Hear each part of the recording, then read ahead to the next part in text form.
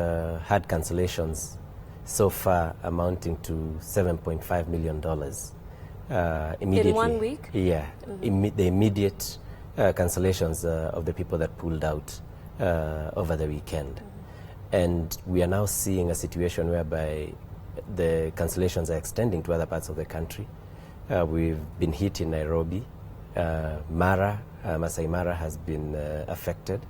So has Samburu, the Abadeas. And we expect this to continue because we're even seeing cancellations from countries that have nothing to do with the travel advisory. What is the impact do you expect of this? Apart from losing $7.5 million, as you have just mentioned, what is the other impact, keeping in mind that an area like Coast, for instance, is basically economically supported by tourism alone? Yes, the coast economy is actually driven by tourism.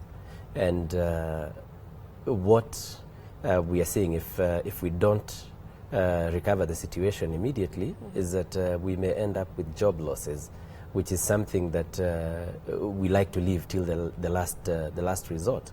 But we are already seeing people being laid off, and we do not wish this to continue because then you have an extra bunch of hungry people on the streets, and it's not good for security. Yes, of course. And we understand that the president today met stakeholders from the industry, and of course there's another meeting happening tomorrow. What are some of the things that you expect on the table tomorrow?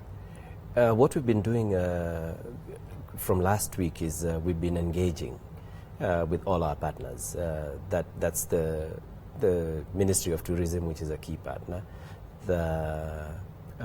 our source markets, the diplomatic community, and the president. And today there was a group of a delegation that went to make some proposals as to how we can recover. And these proposals are still being worked on. We have a stakeholder forum tomorrow in the morning, and hopefully we'll go back to solidify the proposals by the end of the week. Then from there we can make the announcements. But for now it's a bit premature to talk about it. To say what they are. Okay, talking about announcements, the cabinet secretary this week announced that she will be traveling to China to try and source for a tourism market there. Are we clutching on straws? Is that is that something that can work for us, keeping in mind that they have never been a source market for tourism for us? When you look at China, Terian, at a glance, it's a huge market, huge population, 10 million tourists outbound. Then there's huge potential there. But we did get our approved destination status from China 10 years ago. You see, the difference between the travel advisories of the West is that they tell you where not to go. The Chinese, on the other hand, tell you where to go. So they give you a list of approved destinations where Chinese people can travel to. So what that means is that once you get on that list, then you can start marketing. We got onto that list around about 2004 when former President Kibaki took a delegation to China. And from that time till now, we've just seen just about 37,000 tourists. So obviously, there's something that's not right. We probably have not profiled the outbound Chinese tourist. They're typically not beach people because they have their own beaches there, and yes. they have the likes of Thailand and Bali close to them.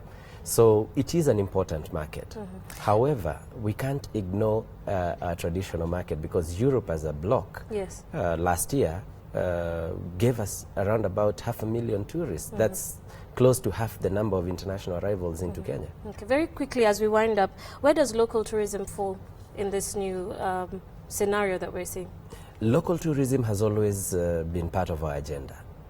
You may recall, I think in 2008, the private sector together with the government came up with a domestic tourism strategy. In fact, this strategy was funded entirely by the private sector. And we came out with the action points, and that's what we've been following, and hence the growth in domestic tourism. And this is still being followed.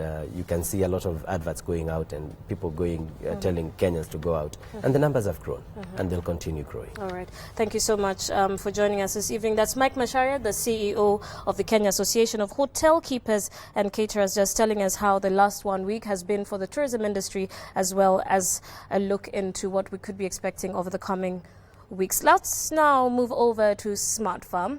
Now, it is a farming venture that is considered delicate and requires quite a bit of attention. I'm talking about mushroom farming. Tonight on the Citizen Business Centre's weekly agribusiness segment, Smart Farm, Dennis Otieno shows us what it takes to get into mushroom farming through the experiences of James Karanja, a mushroom farmer based in Limuru.